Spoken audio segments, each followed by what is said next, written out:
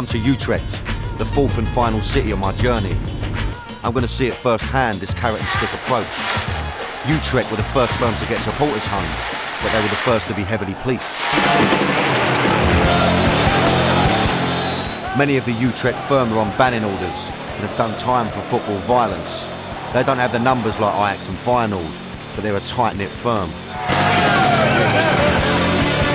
Fuck you all. Fuck you. Utrecht for life! Hey!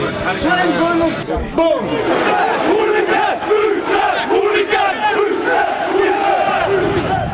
The Utrecht crew are hardcore, and these boys are not always kind to people who come to visit them. There was a train coming to Utrecht. Train with Feyenoord hooligans, shouting at us, calling us names. But we are standing there near the rail track. We have bottles filled with petrol and oil. The best mixture to keep it burning. So they come by and I saw them, the fuckers, with all the long hairs in the neck. Dirty. Still, sometimes I heard them shout, "Ah! Fuckers!" Yeah, because why? The train was burning, and the train was burning into the rail station. Feyenoord, fuck you all. Yeah! That's what I got to say, you know. No more, no less. The roof's on fire! We don't need that mother, let the fucking mother burn! Burn, motherfucker! Burn!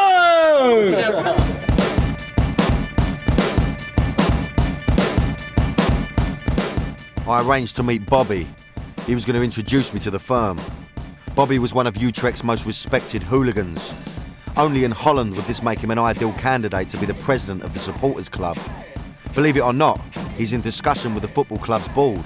Utrecht has got the biggest supporters home in Europe, so I wanted Bobby to show me around. Quite an English feel to it. Yes. Why is that? Because we think Utrecht is a typical of English football club.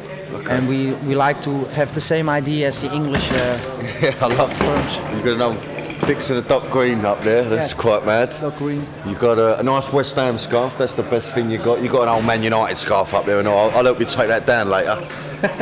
Tetley's bitter, I mean, this is, I love it, yeah. Yes. I've never seen nothing like this. You've got the ground just there, the pitch just there, you know. It's very I mean, that's pretty it's amazing. very unique in Holland. Okay, I will show you the court. I love it. This is our Bunnikside. This is the famous side of here. It started the football violence. Your firm will be plotted here, yeah? Yes. And all the families around here? That's the main tribune, the family tribune, and the Away supporters? Yes, the away Wow, supporters. it's just amazing that you've got the supporters club right there. Yes. You know, it's so you're not, you know, you're a firm, but at the same time you've been allowed that place in this club. I think that's quite amazing. There's a reason for that. Obviously, you've got a certain amount of trust with the club. Yes. Yes. Tell me a bit about your role as the president. Yes. Now I'm the president for maybe 2.5 years. I represent 6,000 supporters. Okay. And maybe 200 to 300 hooligans. Because Okay. I was a former hooligan. I was as fanatic as the other guys, and I can talk with anyone, and that's why all the guys ask me if I want to do this. Okay, so you can deal with the hardcore hooligans, and you can also deal with, you know, the sensible people at the same time. Yes, I also have to talk with the club, with the football club. Oh yeah, okay. No, I already do that. See, that's a good thing. See, we don't come across that very often. You know, you have a one thing. You know, you can't really flitter between both. I'm very impressed about that. It was time to talk to some of the hardcore hooligans. These boys will take on anyone who wants it.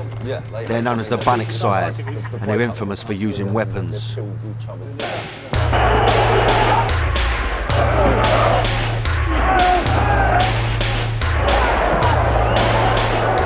I was a bit nervous, so it was good to get some beers down us for a bit of Dutch courage. Cheers, Bill, son. Thank you very much. Only a bit nervous.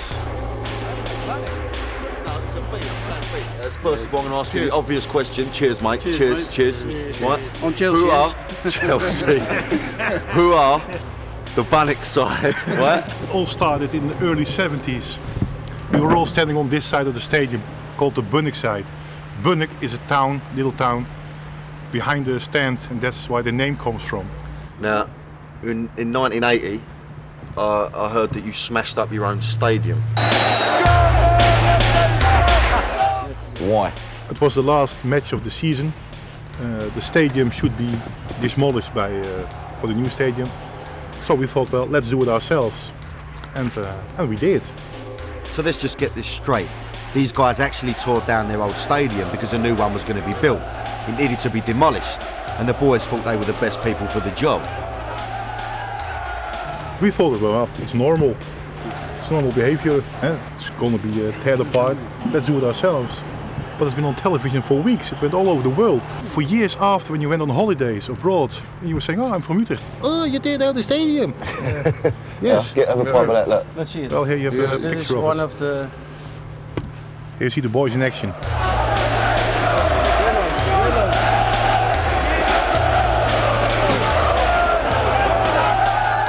Would you say hooliganism in Holland is becoming more dangerous?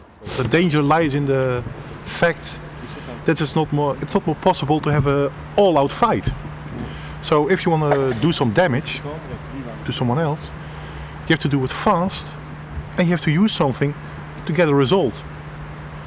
So that makes it more dangerous than it used to be, because almost everybody now uses weapons, and especially knives. What about you lot? Do you use weapons, or sometimes you have to, yeah? We were famous for using bicycle chains. Chain gang. Okay. And bats, knives, Stanley knives, Okay. anything that can be used, bottles. Okay. What about any of you's ever been to prison? Anyone been, yeah? I've sitting for 3 months 3 months? Yeah. Just for fighting fighting against Ajax. against Ajax? With bicycle chains, or, He also. yeah? The pair of you? But there were also Ajax supporters in the prison. Ah, And okay. they don't want to fight with us in the prison. No. No. Not when you got him sitting next to you, I wouldn't have thought, you know what I mean? Not when you got him sitting next to you, a proper mad boat, you know what I mean? It could definitely have a tear up, there's no two ways about that.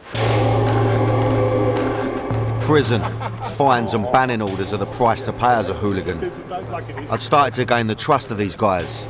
They told me how the police were cracking down on them. Theo's been in the firm for 25 years. He's had 2 bans and served prison time for football violence. Theo showed me the security around the ground. There's a security box. They control the whole stadium with the cameras. Everywhere hangs cameras. In the stadium sit police, but also security from Utrecht, undercover police officers. They may be a friend of you, you don't know. The surveillance is not just in the stadium. The guys took me back inside the supporters' home to talk about how this was also being watched by police with hidden cameras. They listen, you know, they follow the boys, and the boys now in jail. Theo also told me how the authorities had shut down the supporters' home, but then reopened it. The police realised it was easier to keep an eye on the firm if they knew where they were. We're still open because they know when we close, 1,500 boys came outside, and then you have more problems than now. I'd seen how the hooligans were integrated into the clubs and realised that this is why it's so hard to get rid of them. Despite tougher policing and new measures, hooliganism is not going away